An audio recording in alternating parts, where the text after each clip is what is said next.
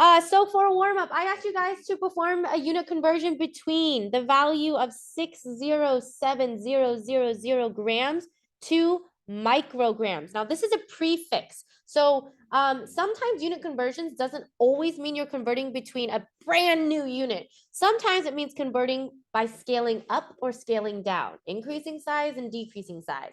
What would this elephant be compared to from a ton point of view versus a gram point of view, right? Except now we're using SI, international units that the world uses and Americans just decided to go to. What do we know is the conversion factor or the equivalence between a gram and a microgram? What's the conversion factor, Aislinn? Yes. It's okay, it's okay. Anyone know it? Oh. No, that's milli. Oh, that's not. Yeah, so 1 microgram is 1 times 10 to the negative 6 grams. Or you could write it that 1 times 10 to the 6 micrograms is. Interesting. I see. Thank you. That was where my brain got distracted and I forgot to do the last step. 7036. 036. All right, are we on? Let's see. No? Yes, perfect. Okay. So we could say that 1 microgram is 1 times 10 to the negative 6 grams. Or we could say 1 times 10 to the positive 6 micrograms because they're itty bitty is 1 gram. Either of those conversions, however you want to look at it, okay, is true. Now, remember when you're writing, especially when it comes to prefixes, you want to be careful that it makes sense. If you write, oh, a microgram is 1 times 10 to the negative 6 of a gram, and you write this,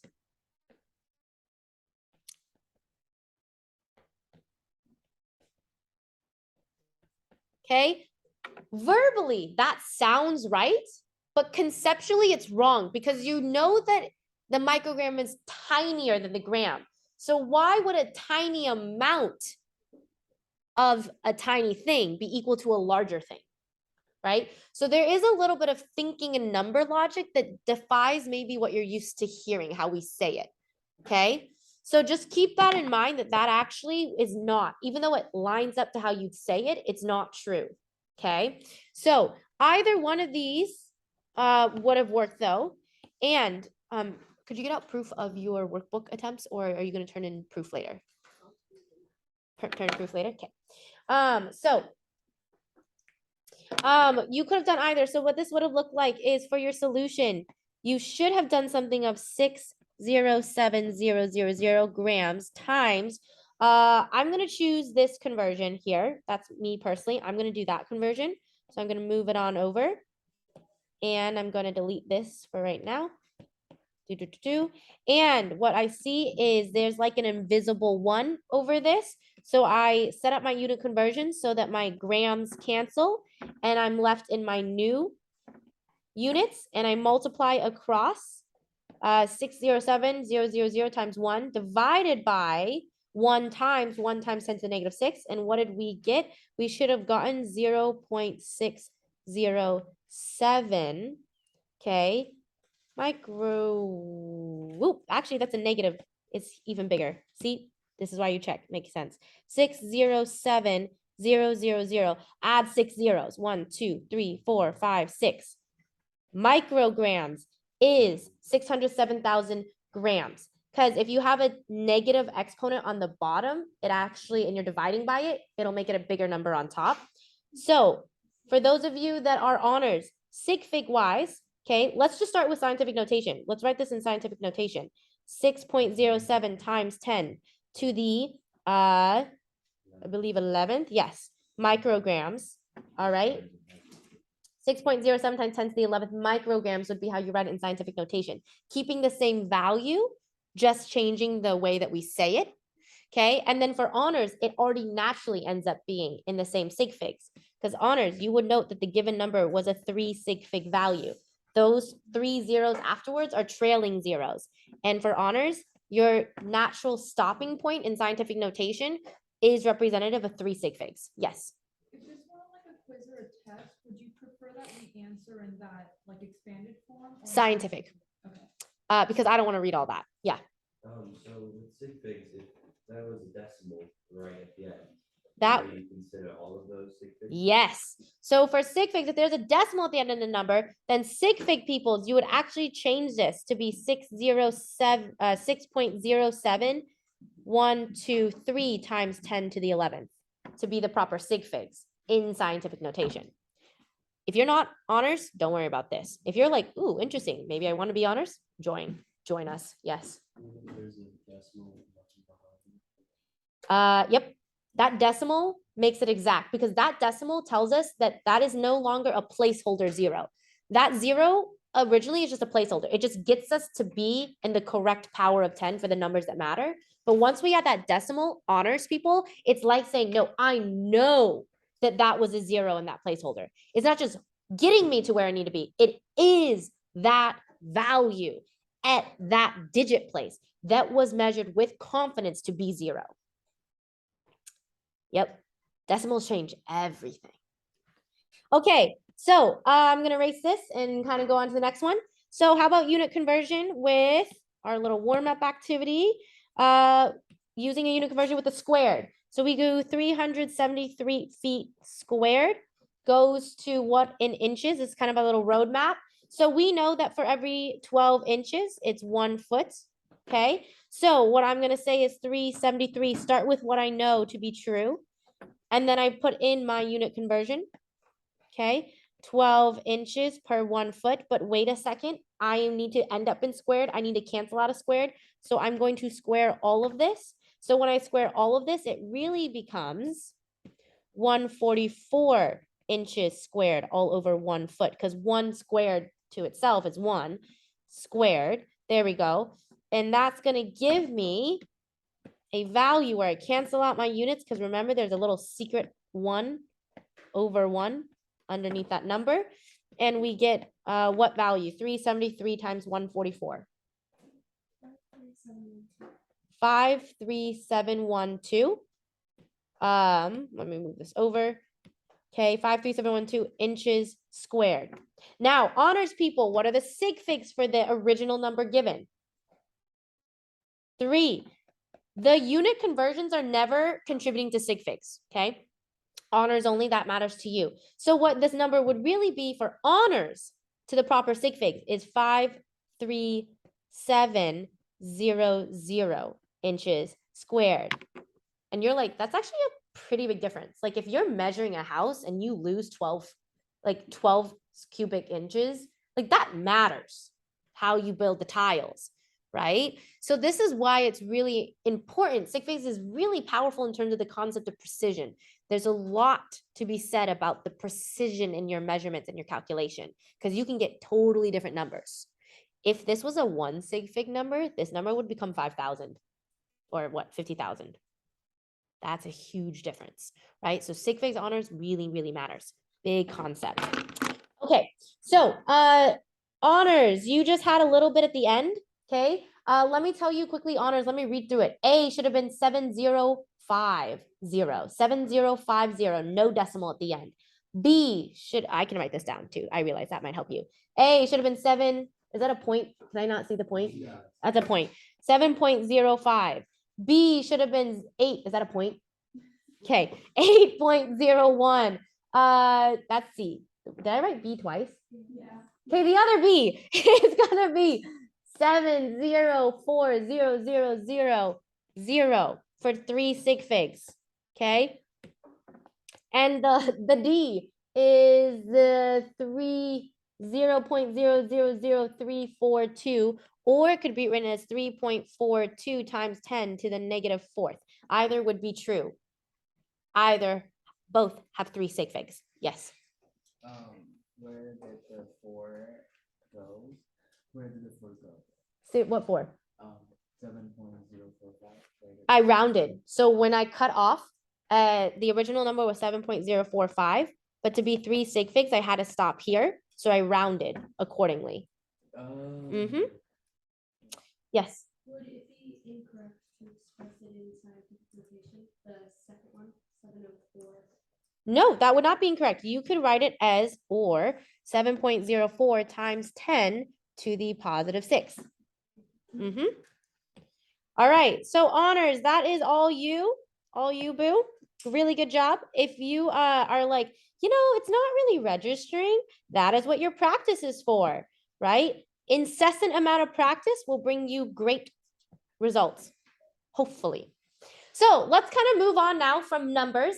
We are going to have a numbers and atoms, wrong class, numbers and atoms quiz on Friday. So scientific notation, unit conversions, and then honors, sig figs, Friday. It will also be coupled with the topic that I'm going to start introducing today, which is atoms and models. Okay, atoms and models. Today's agenda is we're going to talk about atomic structure. We're going to try to work on constructing explanations. What is the atom? Okay, and we're going to think in models. Okay, models are super important.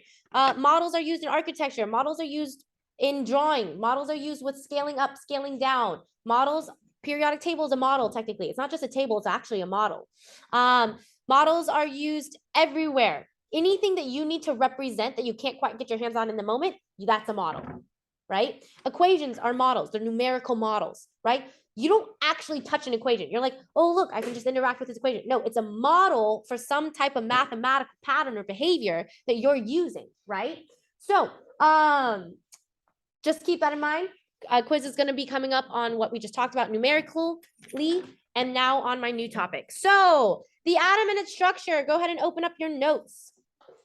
Systems and models. Let's just kind of go over how we think about systems and models. That's a big topic in science. The way you can think about it is a model is the best idea I have in my head on paper. So scientists are constantly creating models. They're constantly revising models.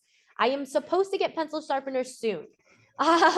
They are constantly revising models. Okay, we've been through probably 5, 6 well-known models of the atom. You don't even want to know how many submodels there were that just never made it to recognition, right? You guys are constantly creating models or kind of visions for where you think you want to be. That's always being adjusted, right? So we say that when we model a system, well, we first need to understand, well, what is a system? A system is a group of interacting components. Okay, that work together to achieve / do something, some task. So your body systems, right? Your respiratory system, your circulatory system, your digestive system, your what am I thinking of? What's the other system? Anyway, all these systems work together to do a certain task. You have many components that together play a role in getting something done, doing something, making sure something happens, okay? So what we say is the general sketch, the general model for a system, the general outline for what a system involves is one, you have an input, something that you are kind of like your starting variables. Okay. Then you have it goes through some mechanism, like how it works. Okay. You have some process that it goes through. And then you get your output, which is like the results, right? The desired results or the completed task or whatever, right? A school system, input, children, staff, money, right? Books, mechanism, teaching, output. Kids are theoretically more competent, theoretically. So, and then sometimes what we have is some systems are linear. They're just like input, mechanism, output, done. Kind of like making an exchange and buying something. Input, cash. Mechanism, cash register.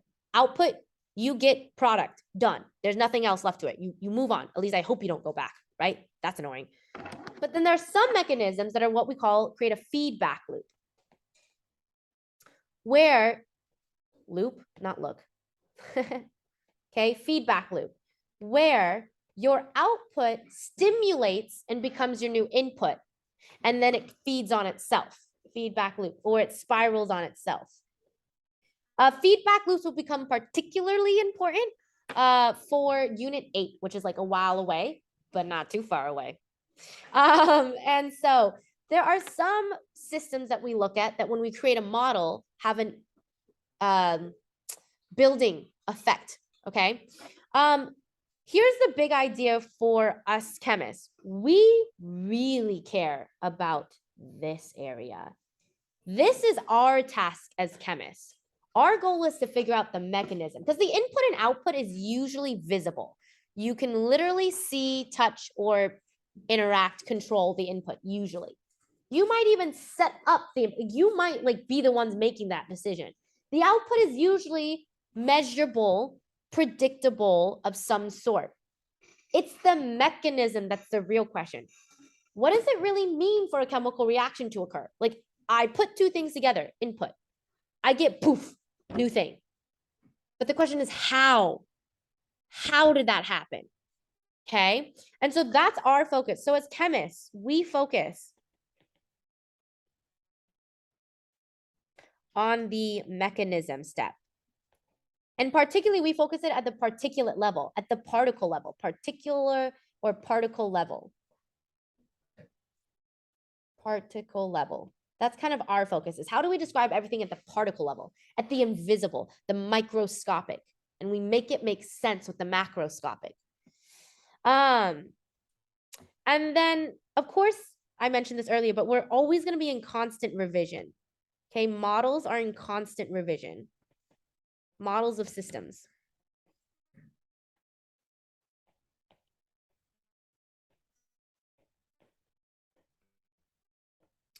All right. So, let's take a little gander at some of the models of the atom so far. What are some old models of the atom so far? And a couple current ones. So the first one is known as Thompson's model. J.J. Thompson was the guy's name. What a classy man. Okay.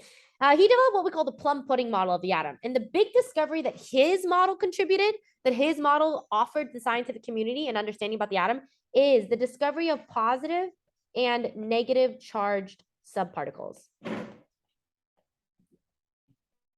So what he realized is through his work, he said, oh, the atom, this microscopic thing that no one's ever seen before, does seem to display positive and negative sub elements to it.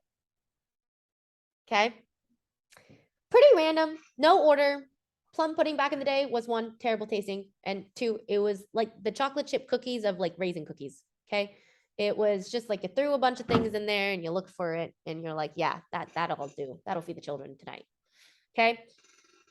We quickly moved on from that one, but we kept that idea of the positive and the negative. That was the discovery of the model. No model is obsolete, at least the ones that make it to paper. Okay. Then Rutherford came along and he's like, hey. I did a little gold foil experiment. I shot some alpha particles and a tiny little thin gold foil. And guess what? Not all of them went through the paper, the gold foil paper. No. Some shot back, some deflected. And what he discovered was that not only do we have positive, negative, but we have a dense positive center in the atom. So we keep the positive, negative, but now we're saying, wait. The positive negatives are just everywhere. The positives and negatives are actually kind of separated. We call that the electron cloud. He named, and then he called the thing in the middle the nucleus. And it was very mass, right? Dense, a lot of mass there. It's all the mass of the atom where the positive is. Rutherford, by the way, and J.J. Thompson are a common like CSAT test thing, like standardized testing, these scientists. So it's one reason I include them. I find them to be far less significant nowadays, but yes. Then we have the Bohr model, and the Bohr model was amazing because the Bohr model was like, hey, Nan, that's good so far. But you're still, you don't have it right quite, because I realized, Mr. Bohr said, Niels Bohr, okay? Niels Bohr said, he discovered, he was like, they're not just electrons in a random cloud, there are discrete energy levels where electrons exist. And electron symbolism is e to the minus, okay, where your negative exists, where your negative charges. So he said, yes, I'm going to keep the positive dense center. I'm going to keep that. Yes, indeed, sir. That is correct. And there is indeed, Mr. J.J. Thompson, there is still definitely positive and negative. But here now, I have my negatives in specific places. It's kind of like saying, instead of letting you guys go cat wild in my room and just like crawl on the floor and sit anywhere you want, I have rows. I have designated spots for you. You can't just sit hovering between two seats, okay? And then our final model that you know of is the quantum mechanical model. And this turns the 2D. All of these so far have been very 2D-ish. This turns the 2D into 3D. How do we understand really what this means? And this, by the way, this model is what you guys are going to get to eventually, the quantum mechanical model. And it is actually based on mathematical calculations of energy as a 3D object. And so the quantum model discovered, okay, that there are 3D zones where electrons exist. And that there still is definitely a dense positive center. Okay. But now we have subshapes, various 3D areas where electrons can exist. Okay. That together composite create a spherical shape-ish. There's technically one more known as the molecular orbital theory, which is based off of multivariable calculus and differential equations, where we literally describe the atom as nothing but a wave. I spent 2 years studying that and I still don't understand it. So we're definitely not going to get to that. But if any of you guys are going to go into advanced chemistry, be prepared to take a lot of math. All right. So what I want to do is I want to go through some of the properties of the atom initially. And then we're going to take a moment to appreciate. We might actually not even be able to have time to do this. Hold on, let me think. I don't think we're going to have time to do the activity today. Let's see what tomorrow holds for us. Hold on, let me pause this. Okay, I made the executive decision that we're going to stop here today because of the 2023 pep rally. So if you are not in class today, we're going to work on an activity. Don't worry about it. I'll excuse you from it and have a great one. Bye.